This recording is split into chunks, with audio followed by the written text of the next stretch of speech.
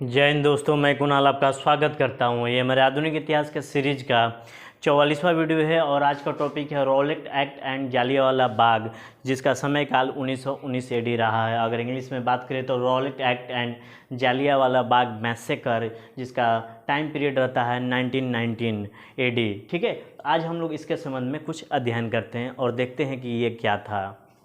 Rowlatt act कानून के विरोध में, रॉलेट एक्ट जो था एक कानून था, इसके विरोध में जालियांवाला बाग में सभाएं की गई थी। इस बाग में अंग्रेज़ों ने अपने को अत्याचारी होने का सबूत पेश कर दिया। ये जो जालियांवाला बाग है पंजाब में स्थित है। इसका खुलासा धीरे धीरे होता जाएगा इस घटना का, जालियांवाला बाग हत्याकांड का। जो जालियांवाला बाग है, यहाँ पे एक सभा आयोजित की जा रही थी रॉलेट एक्ट के विरोध में। अगर हम बात करें अपने स्वतंत्रता आंदोलन के चरणों की, तो प्रथम चरण का समय काल 1885 से लेकर 1905 एडी रहा है और द्वितीय चरण रहा 1905 से लेकर 1919-20 और तृतीय चरण रहा है 1919 से लेकर 1947 एडी तक, यानी कि भारत के आज़ादी तक। अगर हम बात करें इन द ईयर 1919 यानी 1919 तक कौन कौन सी महत्वपूर्ण घटनाएं घट चुकी थी 1905 के बाद से। 1885 में तो हमारा इंडियन नेशनल कांग्रेस, भारतीय राष्ट्रीय कांग्रेस की स्थापना हुई। उसके बाद एक महत्वपूर्ण घटना घटती है बंग भंग आंदोलन, जो कि 1905 एडी में होती है। उसके बाद मार्लेमेंटो सुधार आता है, लखनऊ समझौता आता है और गांधी जी का प्रवेश इस बीच में भारत में हो जाता है। ठीक है, उसके बाद रॉलेट एक्ट आता है और उसके बाद जालियांवाला बाग हत्याकांड होता है। इन दोनों का आज हम लोग इस लेक्चर में अध्ययन करेंगे। अगर बात करें 1919 एडी, ये द्वितीय एवं तृतीय चरण का विभाजन करता है। ये जो द्वितीय चरण है और तृतीय चरण है, इसका विभाजन करता है और यहाँ तक आते आते भारतीय राजनीति में गांधी जी का प्रवेश हो जाता है, क्योंकि 1920 में तिलक जी की मृत्यु हो जाती है और तिलक जी की मृत्यु के बाद गांधी जी इंडियन नेशनल कांग्रेस की बागडोर संभाल लेते हैं। रॉलेट एक्ट के विरोध में जो आंदोलन छेड़ा गया था, उसमें गांधी जी का भी योगदान था। रॉलेट एक्ट का विरोध करने के लिए एक सभा बनाई गई थी। आंदोलन का ढांचा पूर्ववर्ती आंदोलन जैसा रहा, बस एक दो चीज़ अलग से शामिल की गई। जो कार्यकर्ता थे गांव के लोगों को भी आंदोलन में शामिल किए। ठीक है, आगे देखते हैं।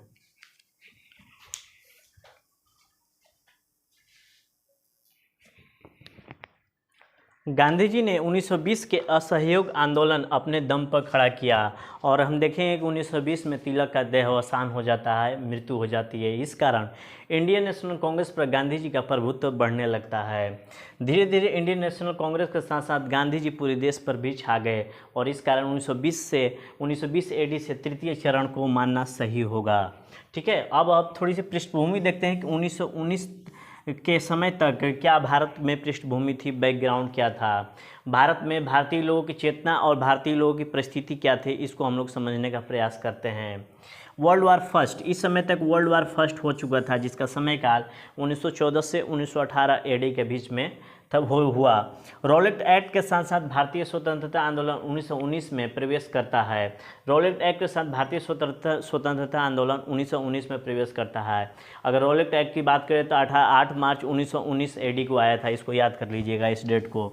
और इसके विरोध में जालियांवाला बाग, जो कि पंजाब में है, वहाँ पर सभाएं हो रही थी और उस दिन घटना घटी थी जालियांवाला बाग हत्याकांड, जिसका दिन था 13 अप्रैल 1919 एडी। और बात करें तो दिसंबर 1919 में मॉन्टेक चेम्सफोर्ड आ चुका था। ठीक है, उसके बाद देखते हैं कि रॉलेट एक्ट का संबंध ना तो मॉन्टेक चेम्सफोर्ड सुधार से है और ना ही इसका विश्व युद्ध से है। जालियांवाला बाग रॉलेट एक्ट के विरोध में आया था। अब थोड़ा सा बैकग्राउंड और भी देखते हैं आगे चल के कि भारत की सामाजिक स्थिति, राजनीतिक स्थिति या आर्थिक स्थिति क्या थी उस समय तक।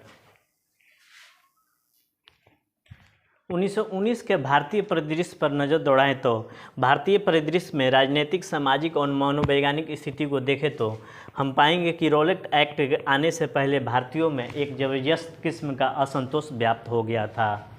देखते हैं सबसे पहले आर्थिक बिंदु। वर्ल्ड वार फर्स्ट के बाद देश में महंगाई बढ़ गई थी, इससे जनता परेशान हो रही थी। दूसरी बिंदु की बात करें तो भारतीय उद्योग में घाटा हो रहा था, जिससे उद्योग बंद हो रहे थे और हम लोगों ने कहा कि उद्योगपति ब्रिटेन से निर्यात को बंद करने की मांग की। जो भी उद्योगपति थे, ब्रिटेन से जो भी निर्यात होता था उसको बंद करने की मांग की गई, हमारे उद्योगों को सहायता देने की मांग की गई, लेकिन ऐसा नहीं हुआ। इससे हमारे उद्योगपतियों में मोह भंग होता चला गया। उसके बाद महंगाई से भारतीय समाज पर असर पड़ेगा। किसान, मजदूर, दस्तकार जो वर्ग थे, इन पर महंगाई का असर पड़ रहा है। उसके बाद देख रहे हैं कि प्रथम विश्व युद्ध में भारतीय सैनिक भी शामिल हुए थे। युद्ध से लौटे सैनिकों ने बाहर के परिदृश्य के बारे में बताया, जिससे क्या हुआ कि भारतीय जनता में अंग्रेजों के साम्राज्यवादी मंसूबे का पता चला। इन परिस्थितियों में जबरदस्त किस्म का असंतोष पैदा हुआ। ये सारी परिस्थितियों ने भारतीय जनता में जबरदस्त किस्म का असंतोष पैदा किया। यानी देश ऐसे मनोवैज्ञानिक स्थिति में आ चुका था कि अगर आंदोलन के लिए आह्वान किया जाता है तब वो आंदोलन करने को तैयार हो जाएगा। और इस दौरान देखेंगे जो भी शिक्षित वर्ग था वो बेरोजगारी के दौर से गुजर रहा था। द्वितीय स्थिति की बात करें तो वर्ल्ड वार फर्स्ट के दोनों गुट जो मित्र राष्ट्र थे और धुरी राष्ट्र थे, दोनों गुट युद्ध के बाद एक दूसरे की आलोचना शुरू कर दी, भंडाफोड़ शुरू कर दिया। इससे अंग्रेजों का सच का खुलासा हुआ। लोगों को जानने का मौका मिला कि ये राष्ट्र के शोषक है, भारत के शोषक है। इनकी श्रेष्ठता, महानता, उदार लोकतांत्रिक भावना के मिथक को तोड़ने में मदद मिला। जब हम लोग एक दूसरे को कलंकित करते हैं तो सच्चाई का पता चलता है। ठीक है, आगे देखते हैं।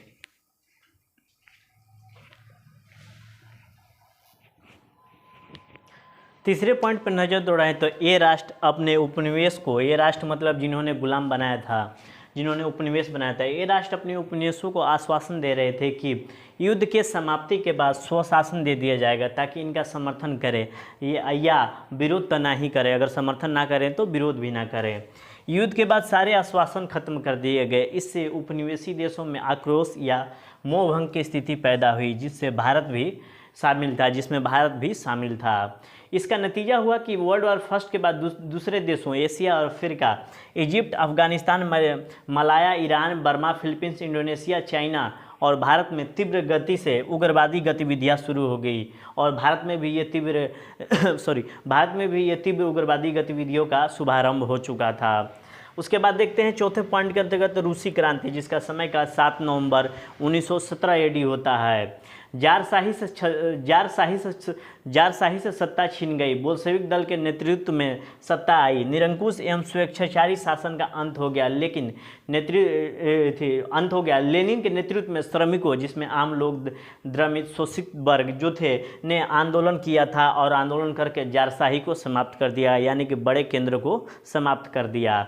या बड़े केंद्र मतलब जारशाही जो राजा था उसके शासन को हटा दिया गया। अभी रूसी क्रांति को आगे देखते हैं।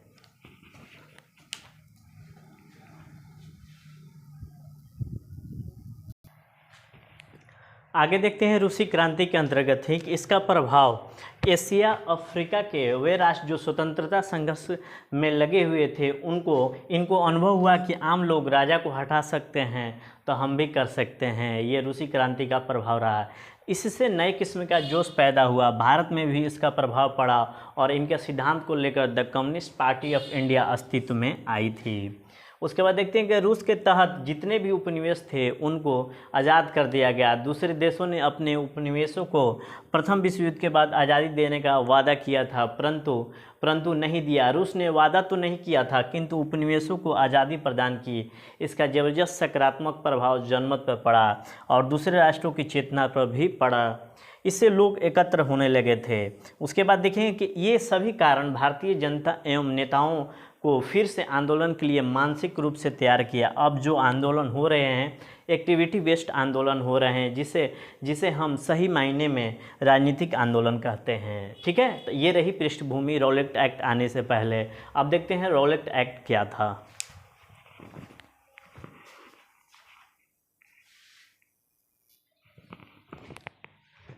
आइए समझते हैं रॉलेट एक्ट क्या था। रॉलेट एक्ट 7 मार्च 1919 AD को आया था। अगर इसकी पृष्ठभूमि को देखें तो 1919 AD आते थे भारतीय समाज में असंतोष व्याप्त हो चुका था।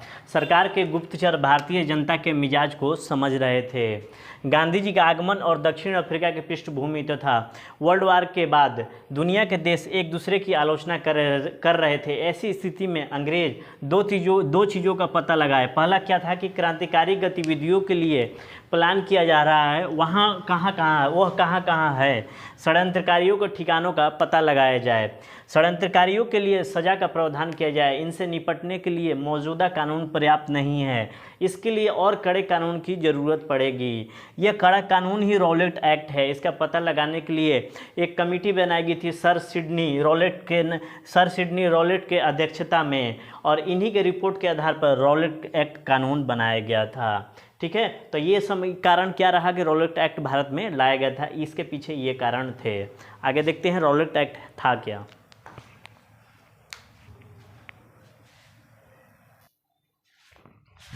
7 मार्च 1919 एडी में रॉलेट एक्ट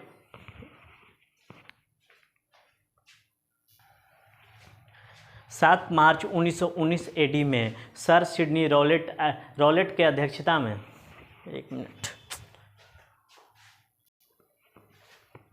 7 मार्च 1919 एडी में सर सिडनी रॉलेट के अध्यक्षता में एक कमेटी बनाई गई जिसे रॉलेट एक्ट कमेटी कहते हैं, और इन्हीं ने रॉलेट एक्ट कानून पास किया। आगे देखते हैं कि इस कानून में क्या क्या महत्वपूर्ण बातें थी।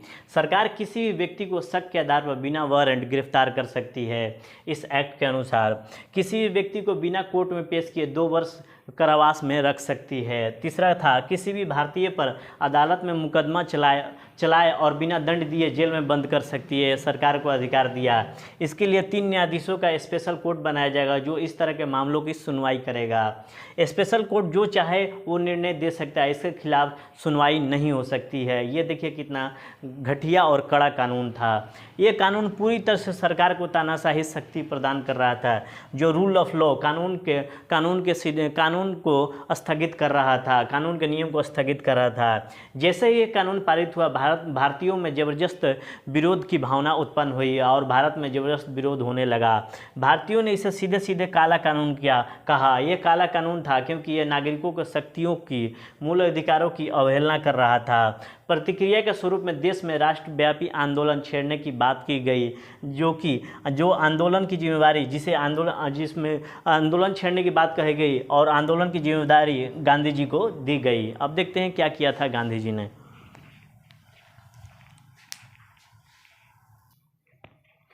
रॉलेट एक्ट आने के बाद 1919 एडी में गांधी जी एक सत्याग्रह सभा बनाई। याद कर लीजिएगा, सत्याग्रह सभा किसने बनाई? गांधी जी ने बनाई थी, क्योंकि आंदोलन छेड़ने की जिम्मेदारी गांधी जी को ही दी गई। इस सभा के लोग शपथ के लिए हम जेल जाएंगे, इस कानून का पालन नहीं करेंगे और हम गिरफ्तारी देंगे।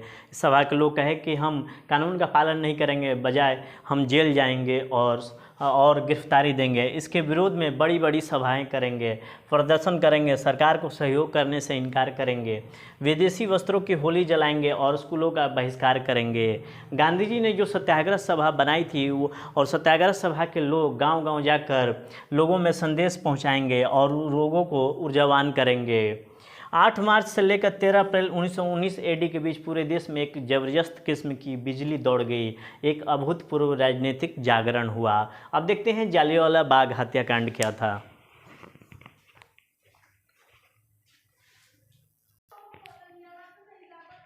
जालियांवाला बाग हत्याकांड 13 अप्रैल 1919 एडी को हुआ था। यह इतिहास में काला दिवस के नाम से भी जाना जाता है। जालियांवाला बाग हत्याकांड की बात करें तो भारतीय इतिहास में करुणा से भरा हुआ कांड है। ये जो जालियांवाला बाग है पंजाब के अमृतसर में है, और यहाँ फैसला लिया गया कि 6 अप्रैल को 1919, और यह फैसला लिया गया था कि जब रॉलेट एक्ट आया था तो लिया गया था कि 6 अप्रैल 1919 एडी में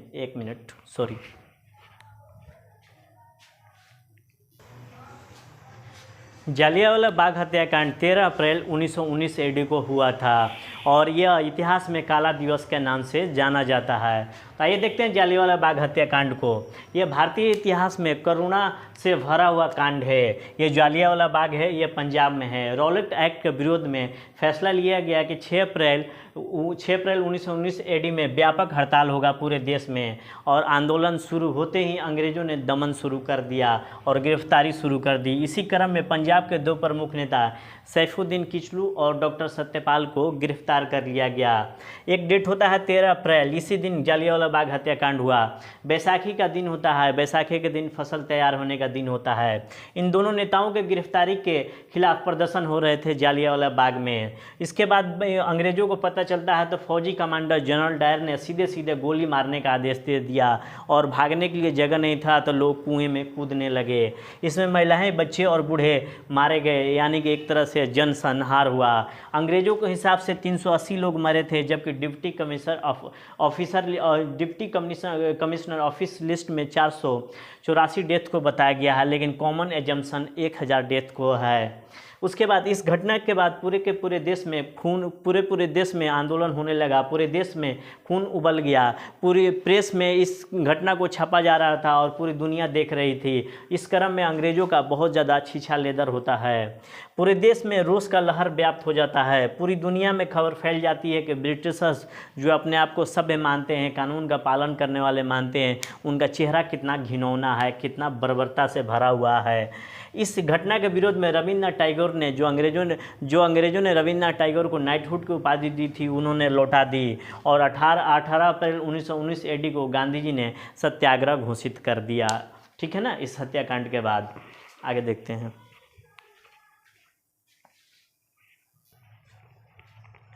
ये भारतीयों को बहुत घृणा से देखता था। अब देखते हैं जालियांवाला बाग हत्याकांड के जिम्मेवार थे जनरल रिगनल्ड डायर। ये भारतीयों से बहुत घृणा करते थे। इसका प्रतिशोध लेने का अवसर इनको मिला था। लोगों का डायर के विरुद्ध आक्रोशित विरोध भाव बढ़ रहा था। पहले इनका पद ब्रिगेडियर रिगनल्ड डायर होता था, फिर इनको डिमोशन कर दिया गया, पदनावत करके कर्नल रिगनल्ड डायर को हो गया। फिर पोस्टिंग भी इनकी नहीं दी गई। तबीयत खराब होने के बाद ब्रिटिश सरकार इनको ब्रिटेन वापस बुला लिया जालियांवाला हत्याकांड के बाद। एक भारत में लोकसभा होती है, लोकसभा के तौर पर इंग्लैंड में हाउस ऑफ कॉमन्स होता है। डायर के खिलाफ निंदा प्रस्ताव यहाँ पेश किया गया और एक पक्ष इसके समर्थन में था कि डायर ने अपने दायित्वों का निर्वहन किया, लेकिन जो ये निंदा प्रस्ताव था अंतर्राष्ट्रीय दबाव के कारण हुआ था। वहीं पर हाउस ऑफ लॉर्ड्स में डायर के लिए प्रशंसा प्रस्ताव पास किया गया, निंदा नहीं, प्रशंसा प्रस्ताव पास किया गया, जो कि हाउस ऑफ लॉर्ड्स भारत में राज्यसभा के समकक्ष है। डायर ने संसद में कहा कि yes I have done this work in the interest of my country and if I get this condition again I will take that decision again। ये देख लीजिए, कह रहा है कि ये मैंने काम किया है अपने देश के हित में, अगर मुझे फिर से ऐसा मौका मिलता है तो मैं फिर करूँगा। इसे कोई अफसोस नहीं था और ये जो उसने डायर ने किया था इसे कोई अफसोस नहीं था। और डायर ने क्या किया कि 1920 AD में त्यागपत्र दे दिया और 1927 AD में इनकी मृत्यु हो जाती है। अब देखते हैं थोड़ा सा आगे कि जो जालियांवाला बाग हत्याकांड हुआ, आज़ादी के बाद कौन कौन से ब्रिटिश प्रधानमंत्री और वहाँ के रानी ने भारत में आकर क्षमा मांगा था जालियांवाला बाग हत्याकांड को लेकर।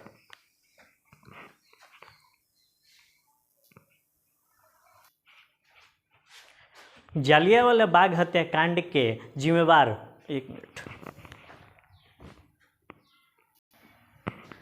जालियांवाला हत्याकांड के जिम्मेवार जनरल डायर के खिलाफ ब्रिटिश संसद में